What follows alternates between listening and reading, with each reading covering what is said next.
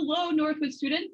Thanks for joining us today for the story, The Snowy Day by Ezra Jack Keats. What I want to know today is, what do you think is going to happen in this book?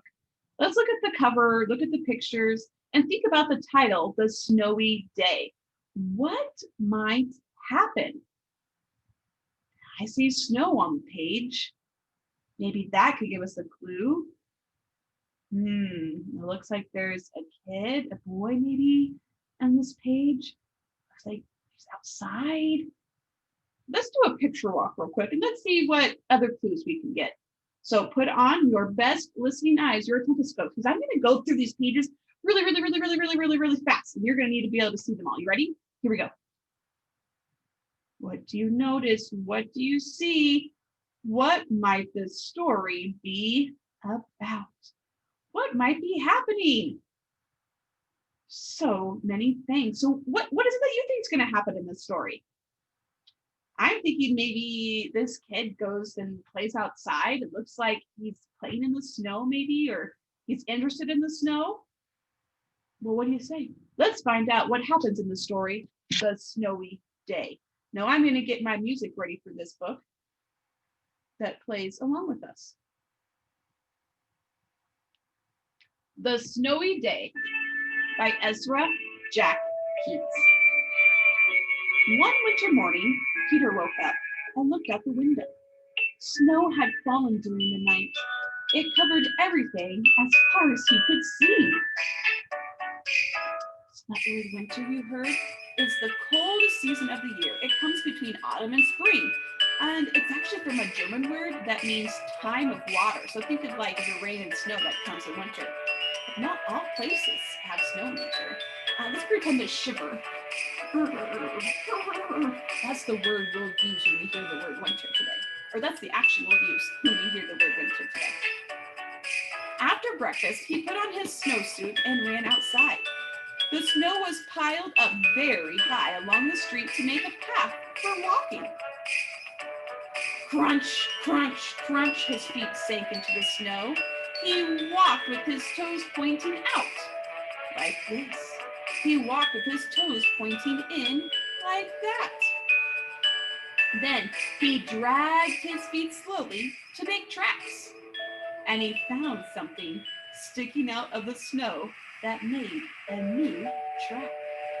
Well, the word track is like marks or series of marks left on the ground by the feet of people or animals or wheels on machines and such. We can pretend our fingers are legs and feet, leaving tracks on our hands. Go ahead and try that with me.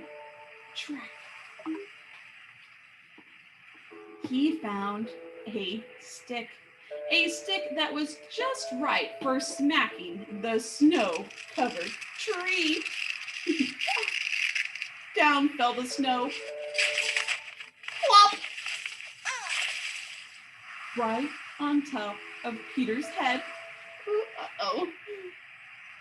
He thought it would be fun to join the big boys in their snowball fight, but he knew he wasn't old enough. Not yet. So he made a smiling snowman. Let's see your smile.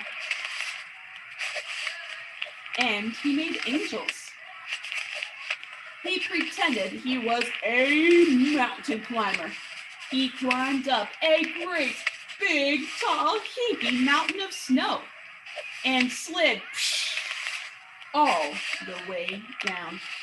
That word heaping is when there is so much of something, it makes a huge pile, like a bowl full of cereal, like above the brim or edge, or like a giant spoonful of peanut butter.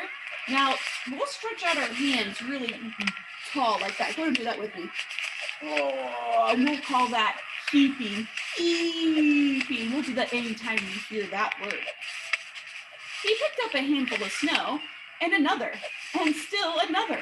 He packed it round and firm and put the snowball in his pocket for tomorrow.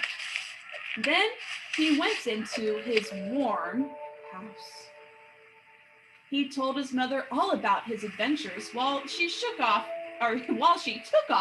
his wet socks. She might have been shaking them too. They were probably really wet. And he thought and thought and thought about them. That bubble bath looks like so much fun. There's a sailboat and a rubber ducky in there. So cool.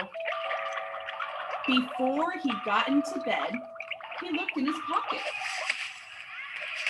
His pocket was empty. The snowball wasn't there. He felt very sad. Let's see your sad face. While he slept, he dreamed that the sun had melted all the snow away. But when he woke up, his dream was gone. The snow was still everywhere. New snow was falling. After breakfast, he called to his friend from across the hall, "Come on!" And they went out together into the deep, deep snow. I have some questions for you now that the story is over. What was the story about? What happened? Was your prediction correct? I remember a boy went outside to play in the snow. Then he wanted to play with some friends, but he didn't think he was old enough to play with them yet. And his snowball he made melted. He had a dream that all the snow melted, but when he woke up, he found that it had snowed even more. Then he took one of his friends to go outside and play with him. Give me a thumbs up if that was what you thought was going to happen. Was your prediction correct? Yeah, that is so cool. I really hope you enjoyed this story. I can't wait to share it again with you someday. Have a wonderful rest of your day. Bye.